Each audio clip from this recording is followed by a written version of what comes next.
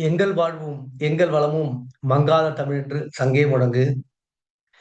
அனைத்து தாய் தமிழ் உறவுகளுக்கும் வணக்கம். நாம் இன்றிலிருந்து 10ஆம் வகுப்பு தமிழ் இலக்கணம் நடத்த இருக்கின்றோம். ஆகவே 10ஆம் வகுப்பு மாணவர்கள் இதை நன்கு பயன்படுத்திக் கொள்ள வேண்டும். இன்று நமது வகுப்பில் மூவகை மொழிகளை பார்க்க போறோம்.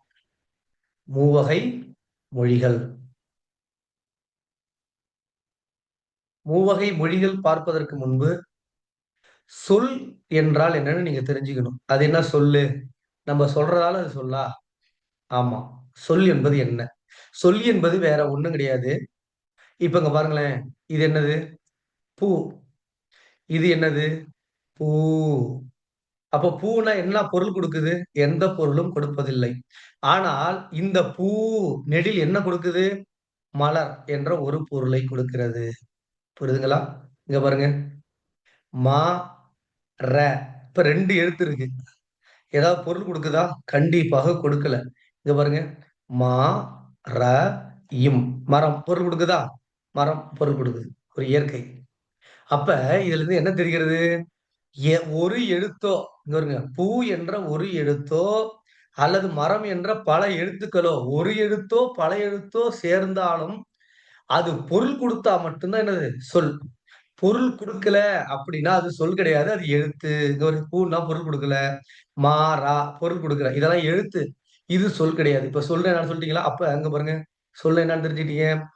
பொருள் கொடுப்பின் ஒரு எழுத்தோ அல்லது பல எழுத்துக்களோ சேர்ந்து பொருள் தரின் பொருள் கொடுப்பின் அதுதான் என்னது? சொல் எனப்படும். புரிஞ்சுக்கிட்டீங்களா? பொருள் கொடுத்தா சொல்லு. ரைட். இந்த சொல்லின் வேறு பெயர்கள். இந்த சொல்லின் வேறு பெயர்கள் என்னென்னன்னு பாருங்க. சொல்லுக்கு வேறு பெயர்கள். இதான் நமக்கு முக்கியம். சொல்லின் வேறு பெயர்கள் என்னன்னா, பதம், அடுத்ததாக கிளவி, அடுத்ததாக மொழி. புரியுதுங்களா? பதம், கிளவி, மொழி. இதுதான் சொல்லின் வேறு பெயர்கள். இந்த மொழி என்னங்கிறத நம்ம பார்க்க போறோம். மூவகை மொழிகள். மூவகை மொழிகளுக்கு ஒரே ஃபார்முலா பாருங்க. மூவகை மொழிகள். மூவகை மொழிகள் என்னென்ன மொழிகள் இருக்குன்னா, 1 தனிமொழி, அடுத்தது 2 பொதுமொழி, 3 தொடர்மொழி. புத்தகத்துல தனிமொழி, தொடர்மொழி, பொதுமொழின்னு குடுத்திருப்பாங்க. எல்லாம் ஒண்ணுதான். தனிமொழி, பொதுமொழி, தொடர்மொழி. இதுதான் மூவகை மொழிகள். ஒன் வேர்ட்ல கேட்டா அடிச்சிருங்க. இப்ப இதுக்கு ஒரே ஒரு ஃபார்முலா ஒண்ணு சொல்றேன் பாக்குறீங்களா?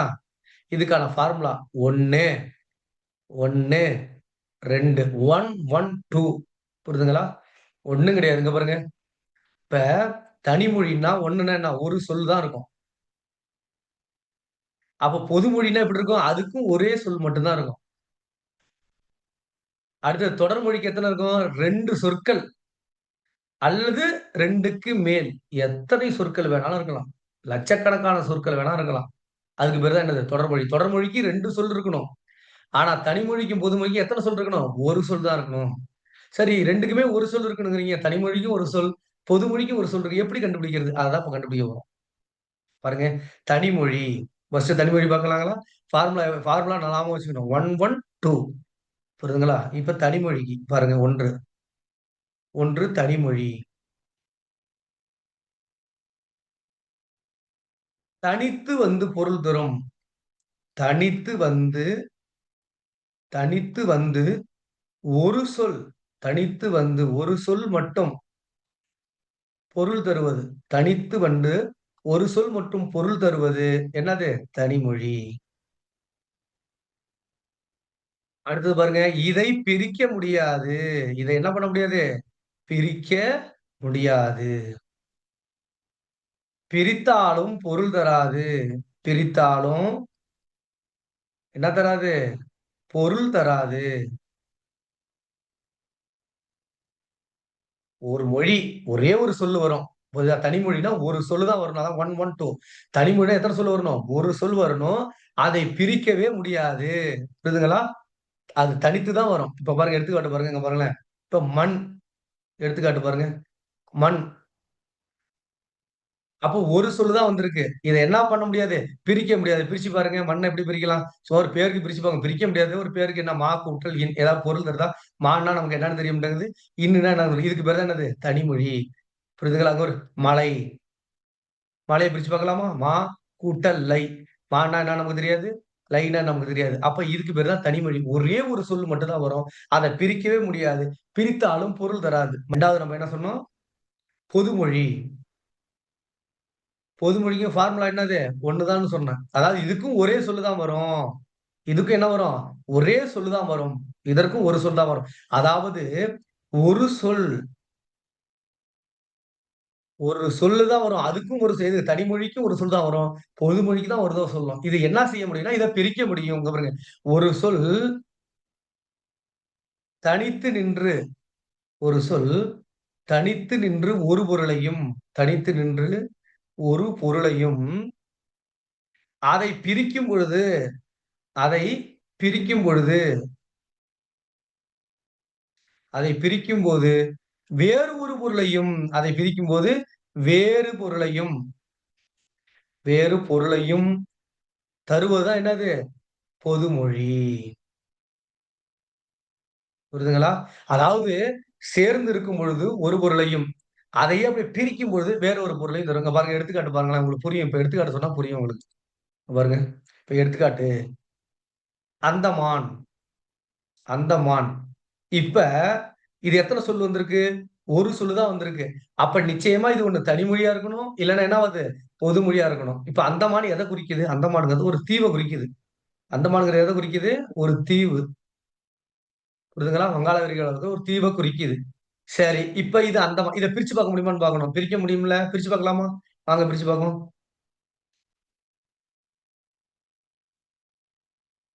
அந்த கூட்டல் மான். பிரிக்கலாமா? அப்ப என்ன சொல்லுது? அந்தமான். அங்க பாரு நிக்குது பாரு ஒரு மான் அப்படின்னு சொல்றது. புரியுதுங்களா? அந்தமான். இங்க என்னது குறிக்குது? மானை குறிக்கிறது. மானை குறிக்கிறது. ஒரு உயிரினத்த குறிக்குது. அப்ப சேர்ந்து இருக்கும் பொழுது ஒரு பொருளையும், அப்படியே பிரிக்கும் பொழுது வேறொரு பொருளையும் கொடுத்தால், அதுக்கு பேர் தான் என்னது?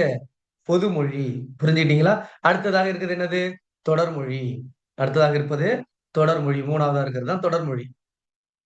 தொடர்மொழிக்கு என்ன நான் ஃபார்முலா சொன்னேன்? 2. தொடர்மொழிக்கு என்ன ஃபார்முலா? 2. அப்ப 2 சொல். 2க்கு மேல எத்தன சொற்கள் வேணாங்க பாருங்க. கண்ணன், கண்ணன் வந்தான். இது தனிமொழியா? பொதுமொழியா? தொடர்மொழியா? அப்டின்னா, எத்தன சொல் இருக்குங்க பாருங்க. கண்ணன்ங்கிறது ஒரு சொல்லு. வந்தான்ங்கிறது 2 சொல். அப்ப 2 சொல் இருக்கா? கண்ண மூடிட்டு இது என்ன மொழி இது? தொடர்மொழி. அப்ப புரியுதுங்களா? அப்ப 2 சொற்கள் 2 சொற்கள் 2ற்கு மேற்பட்ட சொற்கள். எத்தன சொற்கள் வேணாலும் இருக்கலாம். 2ற்கு மேற்பட்ட 2ற்கு மேற்பட்ட சொற்கள் தொடர்ந்து வந்து பொருள் கொடுப்பது.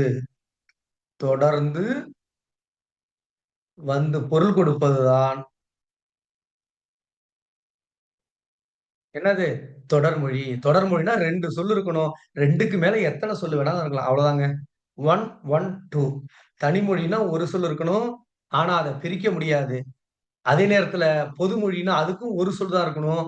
ஆனா அத என்ன செய்ய முடியும்? பிரிக்க முடியும். அப்போ தனிமொழிக்கும், பொதுமொழிக்கும் ஒரு சொல்லு தான் இருக்கும். அதான் 1, 1. அப்ப 2ங்கிறது என்ன? தொடர்மொழி. ஏன்னா 2 சொல் 2க்கு மேல எத்தன சொற்கள் இருந்தாலும் அது என்னது? தொடர்மொழி. அவ்வளவுதாங்க. தனிமொழி, அடுத்தது பொதுமொழி, அடுத்தது தொடர்மொழி. இப்ப நான் கீழ பாருங்க ஒண்ணு எழுதி போடுறேன். தனிமொழியா, பொதுமொழியா, தொடர்மொழியான்னு கண்டுபிடிக்கலாமா? இங்க பாருங்க. அடுத்தது எடுத்துக்காட்டு. இப்போ ஒண்ணு சொல்றேன். அது தனிமொழியா, பொதுமொழியா, தொடர்மொழியா சொல்லலாமா? பலகை. பலகைன்னு ஒண்ணு குடுத்துட்டேன். அப்ப எத்தன சொல் இருக்கு? ஒரு சொல்லு தான் இருக்கு. ஒண்ணு தனிமொழியா இருக்கணும். இல்லன்னா பொதுமொழியா இருக்கணும். அப்ப நம்ம இது பலகைன்னா முதல்ல என்னன்னு தெரியணும். பலகைன்னா ஒரு மரம். மரத்தோடைய ஒரு பகுதி. சரி. அப்ப இது ஒரு சேர்ந்திருக்கும்போது ஒரு பொருள குடுக்குது. பிரிக்க முடியுமான்னு பார்க்கணும். பிரிச்சு பார்க்கலாமா? பல கூட்டல் கை. அப்ப பல கை. ஒரே எனக்கு 2 கை இருக்கு பாருங்க. இது மாரி பல கைகளை குறிக்கின்றது. இங்க இருந்து என்னது? கைங்கிறது ஒரு உறுப்பு. அப்ப இங்க மனித உறுப்ப குறிக்குது. அப்ப இங்க என்னது? மரத்த குறிக்குது. பிரிக்கும்போது மனித உறுப்பு. அப்புறம் 2 குறிக்குது. அப்ப சேர்ந்து இருக்கும்போது ஒரு பொருளையும், பிரிக்கும்போது வேற ஒரு பொருளையும் கொடுப்பதால், இது என்ன மொழி இது? பொதுமொழி. புரியுதுங்களா? அடுத்தது ஒண்ணு பார்க்கலாமா? இங்க பாருங்க. அடுத்ததாக 8. 8 என்கிறது என்ன சொல்லு? ஒரு சொல்லு தான் இருக்கு. அப்போ ஒண்ணு தனிமொழியா இருக்கணும், இல்லன்னா பொதுமொழியா இருக்கணும். அப்ப தனிமொழியா, பொதுமொழியான்னு கண்டுபிடிக்கிறோம். முதல்ல 8ன்னா என்னன்னு பார்ப்போம். ஒரு எண்ணு. 8ன்னா என்னது? ஒரு எண். சரி. பிரிச்சு பார்க்கலாமா? 8 எப்படி பிரிக்கலாம்? எல் கூட்டல் தூன்னு பிரிக்கலாம். எல் கூட்டல் தூ. தூ என்றால் சாப்பிடுவது. தின்னுன்னு அர்த்தம். தின்பது, இல்ல உண்பது. புரியுதுங்களா? தின்பது. அப்ப எள்ளு தின்பது. எல்லை தின்பதுன்னு அர்த்தம். எல்லை தின்பது. அப்ப மேல இருக்கிறது என்ன குறிக்குது? கீழ இருக்கிறது என்னது? எள்ளு. எள்ளு திங்கிற எள்ள குறிக்குது. அப்ப இது என்ன மொழி? கண்டிப்பாக பொதுமொழி. சரி. இன்னொரு எடுத்துக்காட்டு கடைசியா பார்த்து முடிச்சுக்கலாங்களா? அங்க பாருங்க. அடுத்ததாக சிலை. இது தனிமொழியா? பொதுமொழியா? அப்படின்னா, இது எத்தன சொல்லு வந்திருக்கு? ஒரு சொல்லு தான் வந்திருக்கு. அப்ப சிலை என்பது என்ன? ஒரு சிற்பம். சரி. இத பிரிக்க முடியுமான்னு பார்ப்போமா? சி கூட்டல் லை. சீனா என்ன? லைன்னா என்ன நமக்கு தெரியல. அப்ப கண்டிப்பா பிரிக்க முடியாது. அப்ப இது என்ன மொழி இது? கண்டிப்பாக தனிமொழி. புரியுதுங்களா? சரி. தொடர் மொழிக்கு ஒண்ணும் கிடையாது. சிலை செய்தேன். சிலையை நன்றாக செய்தேன். சிலையை நன்றாக செய்யும் வேளையில் அது உடைந்து போனது. இப்படி எத்தனை சொற்கள் 2 சொற்களுக்கு மேல எவ்வளவு சொற்கள் வந்தாலும், அது என்ன மொழி அது? கண்டிப்பாக தொடர்மொழி. புரியுதுங்களா? தனிமொழி, பொதுமொழி, தொடர்மொழி. அவ்வளவுதான். புரியுதுங்களா? நன்றி, வணக்கம். கண்டிப்பாக 10வதுல அடிக்கடி கேட்பாங்க. 1 மார்க் அடிக்கடி வரும். 2 மார்க் வரும். கண்டிப்பாக சிறப்பாக அத என்ன பண்ணணும் நீங்க படிங்க. ஏதாவது சந்தேகமா இருந்தா கமெண்ட் செய்யுங்க. நன்றி, வணக்கம். நான் உங்கள் எக்ஸாம் விஜய் தமிழ்.